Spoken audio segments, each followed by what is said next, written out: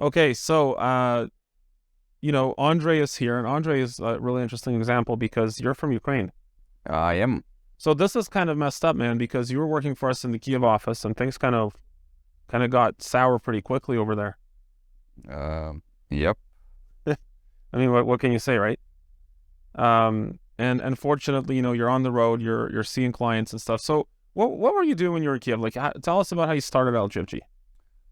So basically, before starting at LGFG, I was working on a cruise ships. I was traveling the world, selling tours, etc. But Tell us where you went. Tell us where you went. We want to know where you've been. yeah, I've been to 79 countries. I think 80 already. I've been to Australia, New Zealand, South America, Asia, uh, Alaska, all the US all around, and all Europe, Scandinavia, pretty much everywhere you can access by sea, Kamchatka, and etc. And then, in 2019, pandemic happened, Was it okay? Yeah. and all the tourism shuts down, and then that's when I start thinking about my future. Do I really want to continue do the same thing, or should I do a step away from cruises and try to build a different career? And then LGFG pumps up in my life. And actually, I was not looking for a job. I just posted and just for fun. I had like 3 months already off, do nothing. I had money still from cruises, and then I just decided I will just put my CV online and let's see if any fish comes. You went uh, fishing for a job, yeah. uh, and then I just start getting kind of a few of job offers, and then one of the job offers was LGFG. I'm like, that's cool. I like to dress nice. But so as you're looking towards potentially a new career, what are the metrics that you're evaluating on? Like, what are you looking for? Okay. So the number one problem on my previous job was I was in sales, but it was more like customer service, not sales. And you can work as hard as you want. You can be the best in the team. You can be the best in a company, but you're gonna get the same paycheck like someone who is doing nothing. I don't think that's fair to someone who is willing to grow, grind, and be the best and has ambitions. If you are in sales, you have to be judged by your results. So you wanted to be paid what you felt you were worth. Exactly. Okay. So the my goal was to, if I want to make more money, I will make more money. So I work more, I make more. This is the was my point. And on a previous job, I used to get a little bonus, but the guys who do nothing next to me was getting the same bonus, which I felt is unfair when you are the best in the team. Let me ask you a little bit of a sensitive question. We won't get into specifics. So you come to LGMG and you're like, okay, I want to be paid for my performance. Like, you know that you're going to do your damn best to be the best. Like, you're going to work your ass off. You're going to try the hardest you can try to get the most you can get, right? And you come to LGFG and we make a promise back. Because you're here, there had to be a promise back. Like, even if it's an implied promise. It's like, hey, yeah, you can do that here. Okay? And has that promise been kept? 100%. Okay. So I remember my interview with Dimitry. It was 2.5, almost 3 years ago, 2.5 at least. And I remember, so usually when I started working on a cruise ships, I got 2 interviews. I got 2 interviews to get a job, an international company. And then I got one interview with the recruiter. Then I got one interview with Jason, who was the president of the company. I got an interview with Dimitry, and I got one more interview. And what surprised me is the qualities and the attention that you get from the top management when they interview you. It means that's like, whoa, 4 interviews, this job should be pretty fun. And then I remember one thing. Dimitri asked me how much I was making on the cruise ships. I'm like, I was averaging like 3,000-4,000 euros a month. And I said this was my paycheck. And he said, if you keep listening, if you keep learning what we teach, in a year you're gonna make 3-4 times more. I couldn't believe, but as long as I will go back at least within the next 6 months to a year to back what I was getting, and then I have a path to grow, I would be okay. But actually, I put all the effort and it went the way Dimi described. So that's obviously a testament to you working really hard. But the first 6 months, let's just focus on that. And I think I told you, I was like, hey man, the first 6 months are going to be really, really hard. And you're just going to have to rebuild some skills that you maybe haven't had a chance to build yet, you know? So what about those first 6 months? And I'm sure that there were times that you lost hope in those first 6 months that it was possible. Obviously, looking at it now, it's silly because you know how good it can get and it gets even better from here. But as you look at your first 6 months, how did you overcome some of those challenges? And talk about your first 6 months. They were damn hard, man. Whew. So we are selling clothing, right? And I hope. We are selling clothing, and I started selling clothing when nobody were going out of their houses and apartments. So it was the worst time I think in the history that to sell a business clothing. It was the beginning of COVID pandemic, and nobody was going to the office. Nobody wore business clothing. And I was on the phone crying all day from the morning to the evening, just doing cold calls and seeing no, don't call me anymore for like 100 times a day.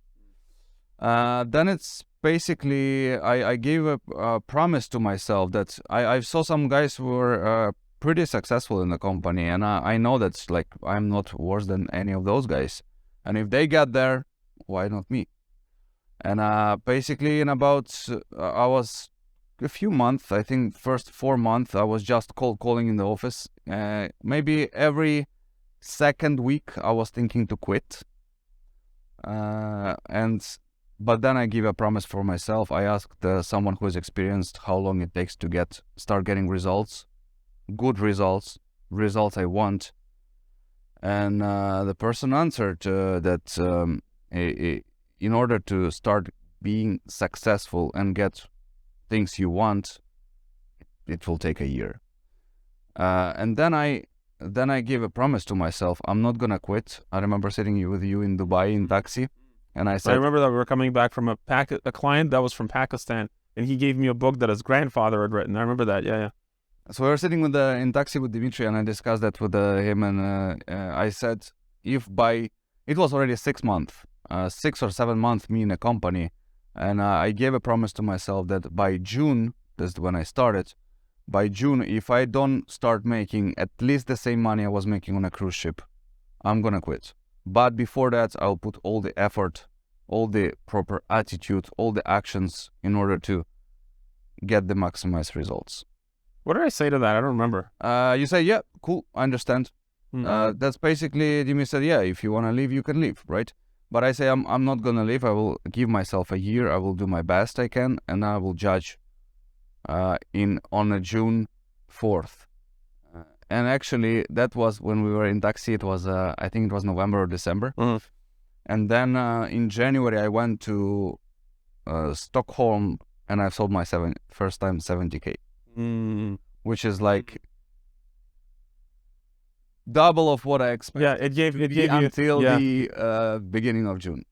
So and then I got enough confidence that I can do it, and I finished the year actually in the top 3 in the company. My first year with comparing with some guys who were like 5-6 years in the companies. So I think everything is possible as long as you're willing to suffer and cry a little bit for a few months. So do you feel, so here's a question, like people start in the company now and there's no pandemic, like things are pretty normal, people are buying clothing everywhere from everywhere all the time, and then the people are like, oh, it's so hard. Do you feel like maybe you don't feel so sorry for them because they don't have it as difficult as, like, let's be real, like it's way harder to sell clothing during a pandemic than it's not? 100%. Actually, I didn't believe myself and didn't believe that I can actually book someone during the pandemic to buy suits from someone who is wearing pajamas, right? And right now it's insane. So the last few months, people who I was calling for the last 2 years didn't want to meet, but now finally they say, I'm back to work, back to suits, so let's get some stuff. And I tell this to first years right now, because first years right now, it's still hard, like cold calling and making contacts with people that don't know you, even though you're representing a company that's fairly known now and you're representing a product that everybody buys all the time at the level that we operate at. But if they're complaining, it's like, this circumstance sucks, this circumstance sucks. I'm like, dude, we hired you during the frickin' pandemic. You know, we also hired Rado and Nikita during the frickin' pandemic. Like, there's a bunch of people that started with us during the pandemic, you know? So it's like, okay, and that leads to an interesting question. So, you know, you were not part of the decision that me and Jason made before you joined the company because you weren't here to say, hey, we're going to hire during this pandemic, which sounds like it's insane. Because when we said that, people were like, you know, we talked to clients, they're like, you guys are nuts. Like, what are you doing taking on that cost of hiring people during a pandemic? You know, sales already is so hard. Like, when you start, and so many people get like that emotional, like, whoa, that's hard. And we're doing it during a pandemic when they have a legitimate reason to think it's really hard, because it is.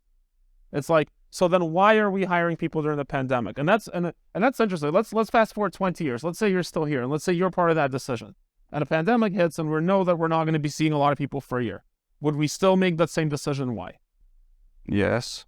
Why? So why are we hiring? Why do you think we were hiring during the pandemic? Because during the pandemic, lots of people who were pretty good salespeople, and also, you know, some people just lost their jobs, and everything's just stopped in the world. So then, what else you gonna do? You wanna try something new, and I think this is the best time and the best pool that was available to hire new people. 100%. People were like thinking, what should I do? Tourism is not resuming.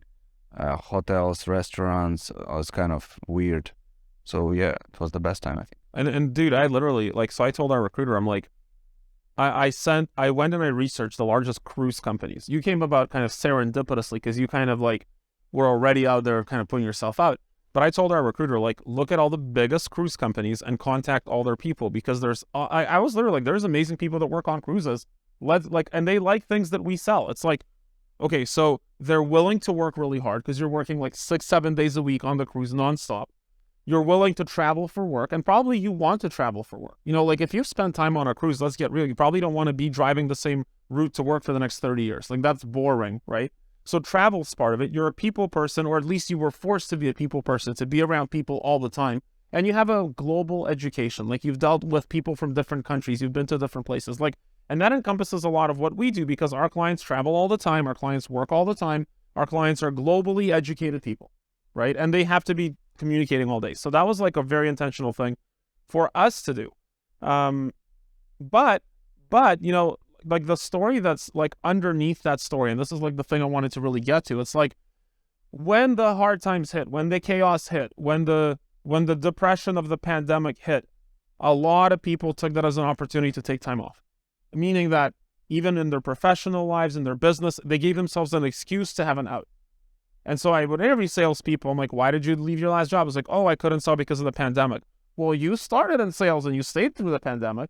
And we have people in the company, most of our people stayed through the pandemic. So I don't buy that excuse. The lesson that I picked up, it's like, what is the opportunity in this crisis? So I still remember it really well. It was the third week of March in 2020 for us in Estonia. In this part of the world, let's say, when things started to shut down. And I remember that was the kind of like the second, third week of March. It was 2 weeks to stop the spread. It's like, okay. And I remember I called Jason, and every single one of our salespeople got locked out that week. I was like, you can't travel, you can't see clients, everything. All of our revenue disappeared.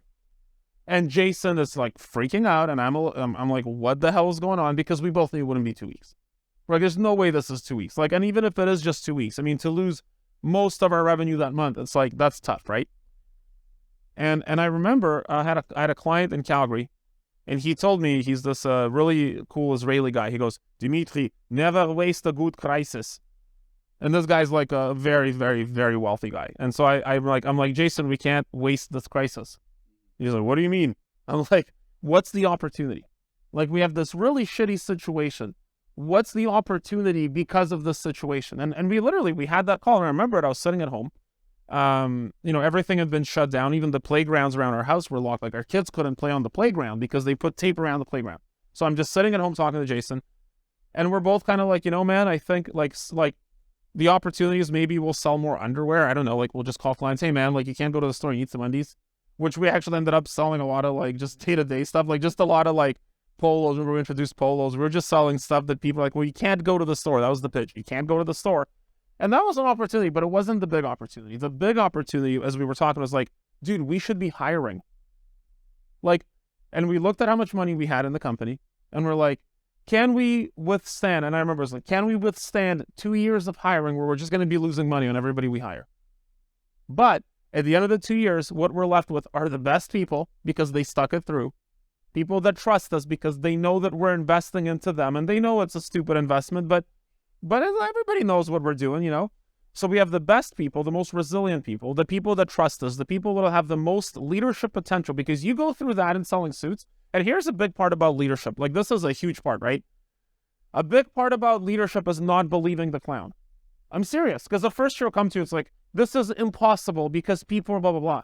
And as a leader, you might want to buy the excuse from the first year and be like, oh, you're right. It's like, well, then, but you go through the pandemic selling clothing, you're like, hang on a second. You think that's impossible? But you're not going to, invalidate them. But in your head, you know how freaking easy they have it. And you know how lucky they are. And that helps you sell them, right? That's because you know they're lucky.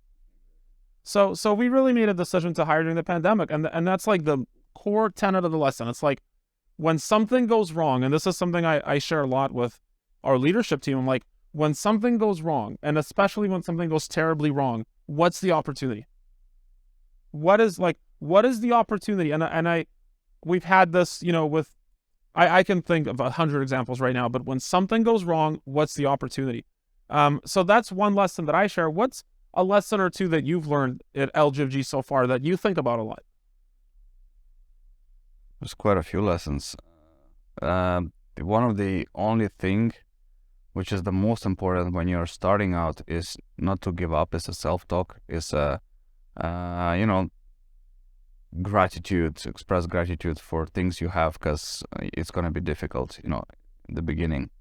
And then it just keep the most important things is never give up and have the energy, because that energy, you control yourself and you can pass it to someone you're speaking on the phone. If your energy sucks, you're not going to book anyone. Then you will cry and then you will quit. Very easy. Or you'll get fired. Very easy. Or even worse, you'll attract other negative energy into your life. Exactly. And you don't want that, right? So. And sometimes you feel like you feel to quit, just go wash your face, ask yourself, what do you do? Why do you do that? Look at the mirror. Do you want to be a loser? Quit. Then quit and go. But you're going to be a loser. That's easy. Do you want to be a loser? Then don't come to LGFG. So here's a question. So now that you've crossed kind of a little bit to that other side where you're seeing some of that success, and we're not going to talk about like specific money things, but because obviously like people react really weird to that, and also like we make really good money, but so they're like, all right. But what are some things you've been able to do, let's say like in the last year, in order to reward yourself, or reward your family for your hard work and for the success that you've experienced through that? You don't have to talk about it if you're not going to talk about it. No, it's fine. Vacations, a new car, and buying a piece of land that I can build my nice house next to the river in beautiful Kyiv that is in war, but it's coming back. I hope so. Yeah, quite a lot of things. It pays off. The hard work pays off as long as you stick, and you stick for a while, and then it's like a snowball, right? You get it small, and then it just grows pretty fast. Are you surprised at how fast it grows once it starts growing?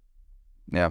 Yeah, a lot of people are surprised. I remember Jordan Belfort, the Wolf of Wall Street, I was, with him live, and he was saying this thing, and he was like, you'll be surprised, like at some point when things click, it's just how quickly they start to accelerate once they click. It's a crazy thing, right? And you had a baby this year, so like a lot of things are sort of building up to a life. Is it heading in the direction, like I'm sure you have a vision for your life and like who you want to be and how you want to live your life, right? Do you feel now that like you're on good track to reach your own goals in life? 100%. I think the ultimate goal for me or any person that is smart and know how to set goals is financial independence. As you can continue do things you love to do, things to bring you money, but you have to create for yourself a wealth and a future that if one day you lose the job, you're still financially independent. And you still have the skills, and that's really huge. That's one of the things that's like, you get offered jobs every day. That's what I was going to say. Of course you do. Of course you do, right? Like every week, okay, every week, every day. People offer you jobs. Like, hey, come. And what's interesting is, and people ask a lot of times, it's like, okay, you're at LGFG, Obviously, people see, you and other salespeople at LGFG that are like really, really high skill in selling, growing and good skills with leadership and resiliency, like a lot of qualities companies would want. And it's like, how do you turn down a job all the time? And the answer is really simple. I think about that, right? I'm like, well, why would people not turn down a job? Like if they're offered a job, why would they take a job? And I can only think of one reason why somebody would take a job they're offered is they're like, oh, it's a better job. What does that mean, a better job? Well, it means that I get more for less. That's how most people think. And I'm like, why would you want more for less? Doesn't that entrap you into a position that if you don't have that job, like your life is falling apart? It's people in factories experience, like, oh, I don't have the factory job anymore. It's like life is over, right? Well, the reason they don't turn down that job is because they're reliant on the job or somebody else to provide for them. They're not reliant on their skills. They're not reliant on their own ability to generate things. Or they're not the top 1% in their company right now. Well, of course they're not. Obviously, the successful person wouldn't leave for any job. But the unsuccessful person would not be top 1% anywhere. And they don't realize that. They're like, oh, this will be a better job. It's like, no, your skills still suck. The reason that we get offered jobs, the reason you get offered jobs all the time, and the reason that you don't think about it is like, it's really simple. It's because you don't need another job. You could go sell anything, anywhere, anytime, and be successful. It's not dependent on me. It's like, that's our goal at LGFG, is to not make you dependent on me. Like, if you're dependent on me, we both have a problem. You know what I mean? Like, that if the world blew up tomorrow, you would still go and make a shit ton of money because you know how to sell, you know how to influence, and you know how to lead. And those are the qualities that create the independence for you. It's not the job. I'm not the one creating the independence. You are. You know what I mean? What I like the most about LGFG is that any other company I worked in about 10 different hotels, restaurants, about 10 different cruise ships, and was selling some different stuff as well at the midtime. The owner of the company would never be happy to pay you more. They rather pay you less or pay the fixed salary for you if you're in sales. Here, the more you sell, the more you get. And the intention of the CEO, COO, and CFO, all the C-level executives in our company, is for you to make more money. Why? The more money you make, more money they make, right? Dude, and I tell this, everybody in our company knows how we get paid. I'm on full commission. So is our president. So is our CFO. So is our chief information officer. So is our chief operating officer. We work on 100% commission. I'm serious. Like everybody in the executive suite is 100% commission. So when Andrii makes $1, right? The president makes 4 cents. That's how it works. Seriously, like when Andrii makes $1, the CEO makes a couple cents, and that's how we all operate. And so, what is behind every decision that our president therefore makes?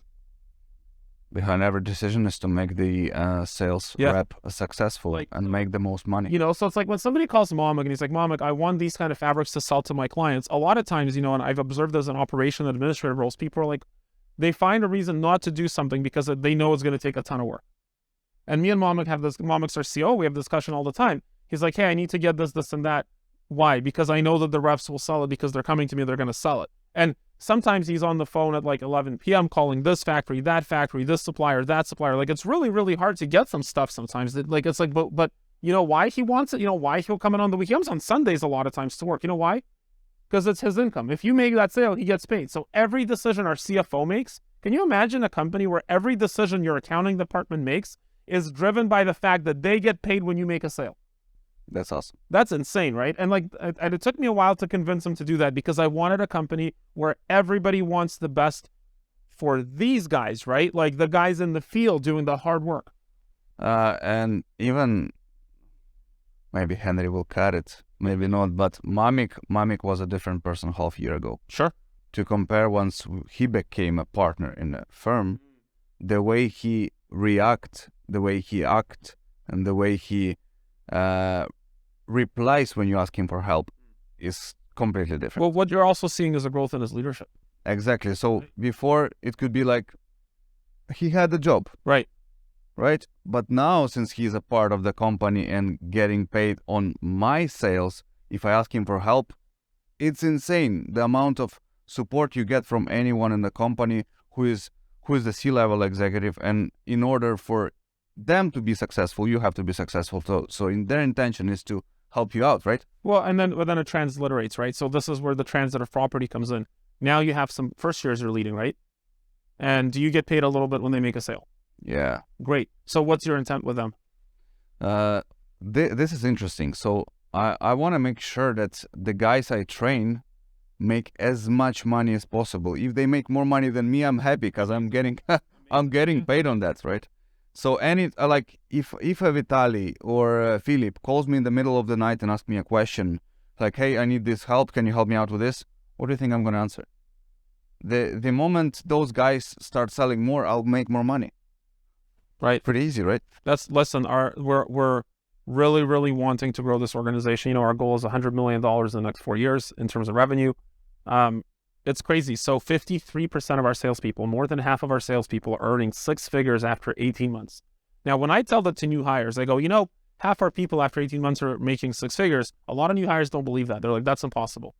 And I bet you, Andrei, that if 2 years ago I told you what you made, let's say this month, you'd say like, nah, that's not possible. You'd say like, it's just not gonna, but no, that's a good problem. That's a good problem. Like, I tell this a lot, you know, I talk to Mamak about this, and I'm not saying that you should lie, but like, if you're lying about your income, but what by lying is you're just hiding how much you're making to friends and family because it's kind of awkward. Like, and I say this without any sort of guilt. It just is what it is. Like, every single person that's been in this company for some number of years has come to me with this conversation and said, I can't really let people in my life know how much I'm making. Like every single person, right? And that's like, and I love that conversation because it feels so good. It's like, and I say, well, yeah, man, I'm sorry about your terrible problem. Like, you know, like, gee, I'm just going to cry right now because, oh, I can't tell people. And it's like, that's amazing. I'm so happy. I'm so happy for the people in our company. I'll wrap it up. Andrei, I'm so happy for you.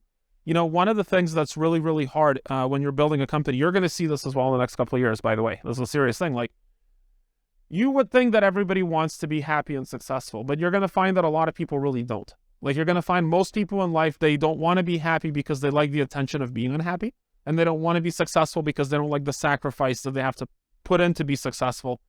We have an opportunity to be around happy and successful people. And we have an opportunity, and it, like, nothing brings me more joy in this business. Not my own sales that never brought me this level of joy. Not the stuff that I do with the celebrities, which has never brought me this level of joy. Nothing gives me more joy, and I say this with pure sincerity, than watching a kid like this come into our company and start reaching his goals in life. Nothing gives me more joy. And I know that nothing will give you more joy than to watch Vitaly or Philip go out and sell more than you when you tried your damn hardest. And you're gonna sit there, you're gonna go, damn, man. You know, nothing will bring you more joy because you had a positive impact on their life. And that's another thing that we get the privilege of doing is like, yes, do we have hard conversations? Yes. Is it hard? Yes. Are most things that require you to be successful going to have some challenges? Of course. Of course. But we have an opportunity to actually really impact the lives of people that join our company. As long as you're willing to do uncomfortable things and step out of your comfort zone.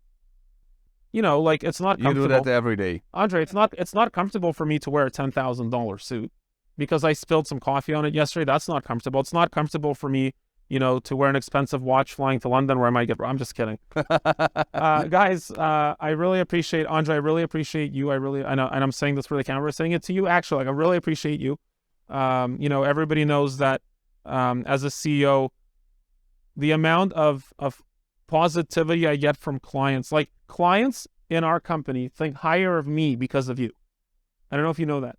Because, you know, people in Sweden, like, they see my LinkedIn posts, right? And they're like, oh, that's the guy that Andrei calls a CEO. That guy's got to be okay at his job.